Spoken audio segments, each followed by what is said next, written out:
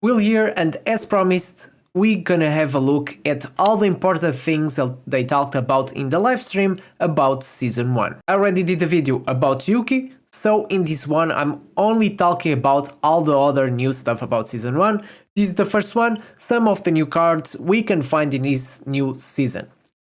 You have the first one, Forbidden Gesture of Freedom, is an exhaust card, gives them one random card in hand, cost -1. This one, more damage for every 4 cards in hand, plus 1 hit, and draw 1 for each hit. This one, 9 costs. This one gives 150% damage times 4, and when drawing by ability cost of this card -1, is very expensive, 9. So it's probably, with time, every time you get this card in your hand will be -1, I guess. This one is an upgrade. When drawn by an ability, heals 40% and -1 stress.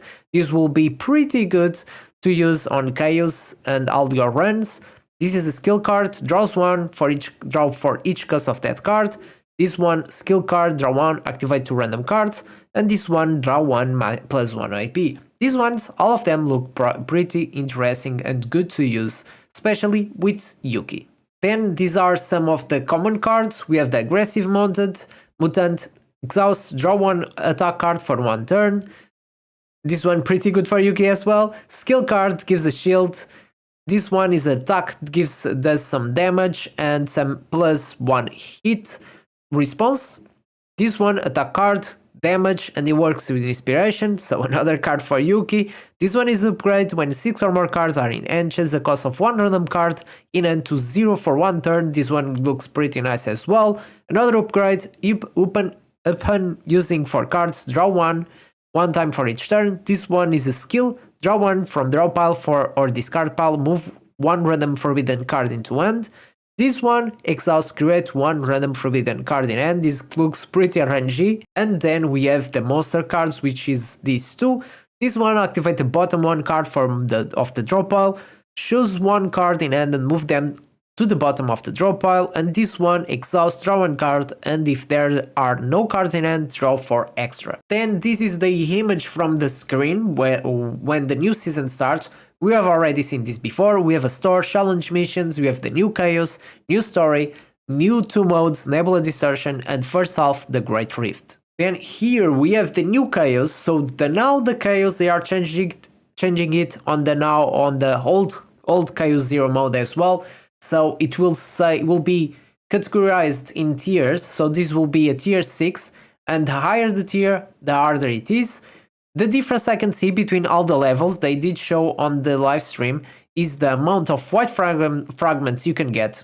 So while they scroll, you guys can see this is 100%, tier 3, and if they check the other ones, this one is 140%, so the higher the tier, higher the amount of pure white fragments you can get in this Chaos. Then of course you're gonna have some achievements where you can collect extra resources, and while you unlock all those points, so level 5, level 10, 15, 20, 25 and 30, you unlock new stuff doing Chaos 0. For example, this one, Forbidden Catalyst equipment will appear as reward for elites, and a couple more. Level 10 gives you this confiscation card that you've seen before. They did show some of the items you can get, like this one, and a couple more you can find during these Chaos runs. Then now on this season, you can check the season info, and on this season info will show the types of new content you can find, and you can basically click on it and check for more information. For example, for more powerful equipment, to check these mythic ones, like this one, when you draw by an ability, 35% more damage. There's a lot of new equipment, replica core. Yeah, you have this mode where these new options where you can check all the gear, what are your chances, what type of gear you can find during these runs. There's a lot of gear. Not gonna go through all of them and talk about all of them. When the season starts, you can basically check what are the gear you can find during these runs and maybe optimize the gear you want for each character. This is really good because it's easier for us to plan what items we want to get for our character, and even if there are something that we really want for that character and works with that character during that run. Then I don't know if it's just my impression, but when they click to go to a map, it looks like they speed up the animation. So I think before it was slower to jump to another place. Now it looks much faster to jump to a different place. Then they did a chaos run and unlocked a new stage. So stage 5, as you guys can see here, is now 8 tier and is much harder. Now we have +2 elites, minus 50% credits gained, but as you guys can see, the pure fragment is much higher. We have now 210%. Then we have the new mode, the Nebula Distortion. On this one is pretty nice because you can select what mode, if you want to make it higher, you can select the difficulty and also select these stacks. So increase the difficulty like plus 50% boss monster tenacity at the start of the turn 1 impair. If you select all of those, alright, they did show on this video. As you guys can see, the crystals and the pure fragment. If you select all of those, the pure fragment and crystals you can get from those stages is much higher rather than not selecting those. But will be more difficult as well, but that's okay. That's what is intended, and eventually they will unlock more of those options to make it even harder, but at the same time will give you more rewards for achieving that point and completing that boss, killing that boss with all of those options activated. As we experienced in KO 0 mode, in this one we will have different achievements regarding depending on which difficulty you are doing. If you're doing on a higher difficulty, I guess it will unlock all the difficulty, all the other difficulty behinds. But basically, while you're progressing and unlocking this content and doing this Nebula Distortion, you unlock all of this progress, these achievements, and give you pure fragment crystals, and also will give you some more crystals, which is like the resource from this game.